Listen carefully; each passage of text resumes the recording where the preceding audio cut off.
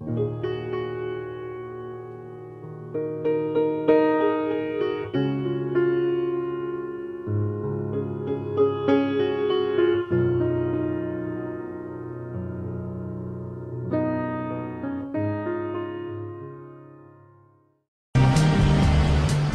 first met him in the early 80s in a Chinatown of urban Java.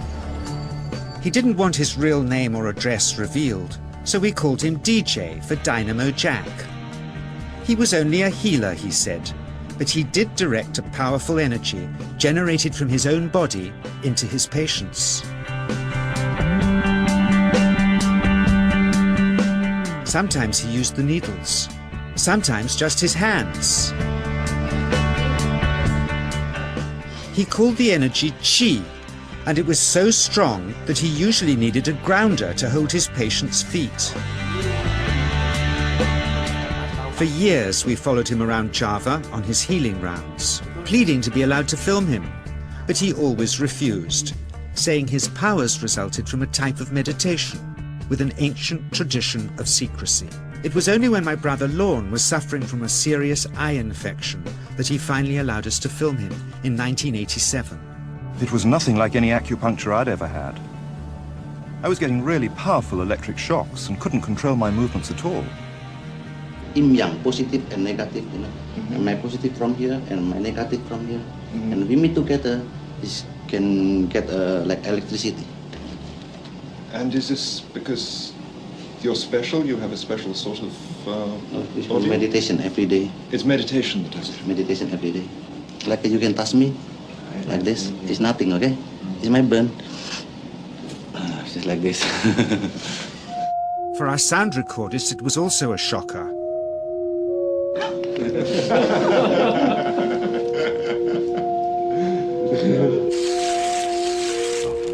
He then took our newspaper outside and showed us how Qi can also be used to set things on fire.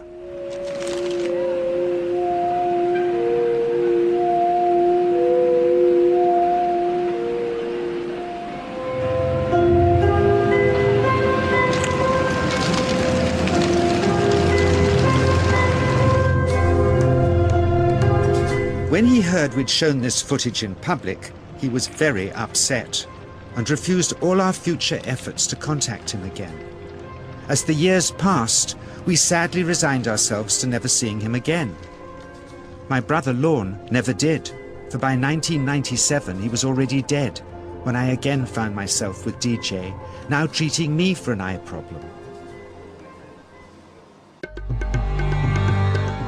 But it wasn't this that brought me back. He had tracked me down out of the blue and invited me to tell me a story. He had just returned from 2 years on a deep meditational journey, alone in the heart of Borneo. Amongst his revelations, he had seen, he said, how history was moving on into great change, and the old wisdom was vanishing.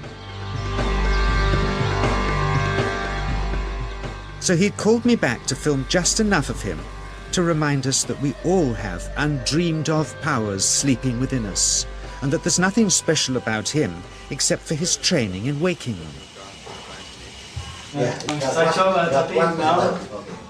Grounding this patient, my cameraman Joe is having to use all his weight to keep contact. But Qi is pushing him away. He seems able to control the amplitude of this Qi, like a dimmer switch, and it causes uncontrollable responses in the patients and their grounders. I can barely keep my hand on you. It wants to fly off. The electricity is so strong. This mother unwittingly grounds her child. He won't sit still, so she's asked to hold him and grin and bear it. Sometimes, signs of this passing energy can be seen in the transmitter too. This Qi stuff is only the surface, he says, of the real adventure beneath, in the meditational technique.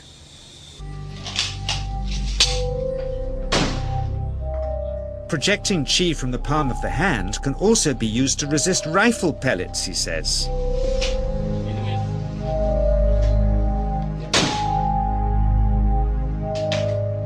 First, you learn to distinguish between yin and yang qi in your body. Then how to pool it in your navel chakra. Then how to project it, he says. And it's the proportionate mixture between yin and yang which accounts for different effects, like pulling or pushing objects or igniting them. Then he gets really strange. He says that mastering yin qi is the key to the spirit world. There's a long tradition of Indonesian krisis being possessed by spirits. So people bring him their krisis to see if they're duds. Here, he says, he doesn't manipulate matter by projecting mixtures of yin and yang qi.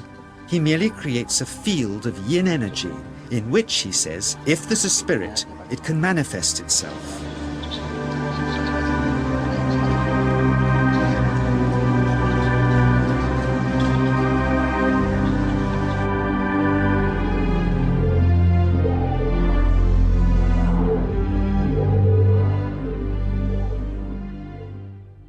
So I invited a small group of scientists back from the United States with measuring equipment to test if DJ was for real.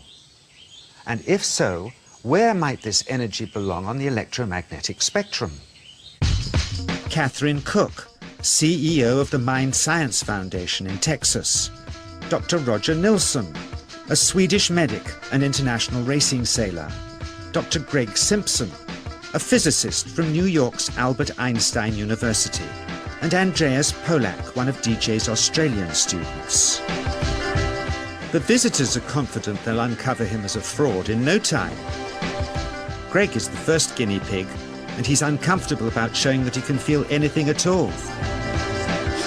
Dr. Roger doesn't know what to expect.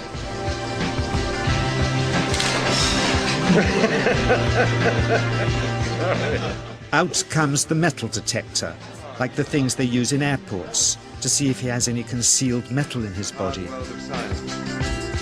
Then the voltmeter, to try and measure the qi. But how to get it to work? Where's the ground? What settings? DJ suggests that as his negative is his perineum, and his positive is his navel chakra, perhaps that's where the electrode should be attached. He doesn't stand on his dignity. He's eager to help, but still no readings. They're getting shocks off his arm, and now they're on the right settings, but the needle still isn't moving. DJ says it isn't electricity, it's qi.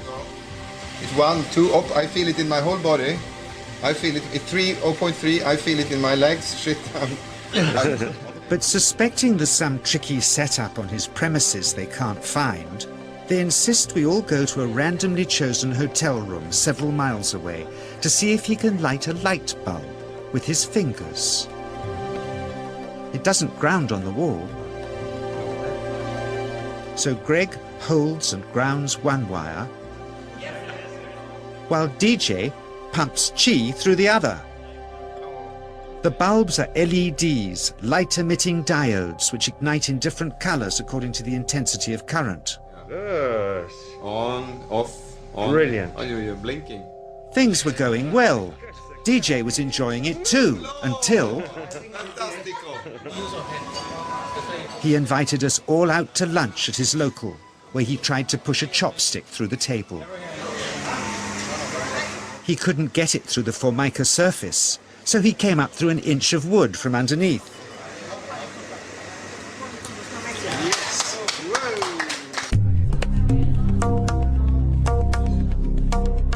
Not only did he draw his own blood, but a chopstick splinter had caught Alison here between the eyes, drawing more.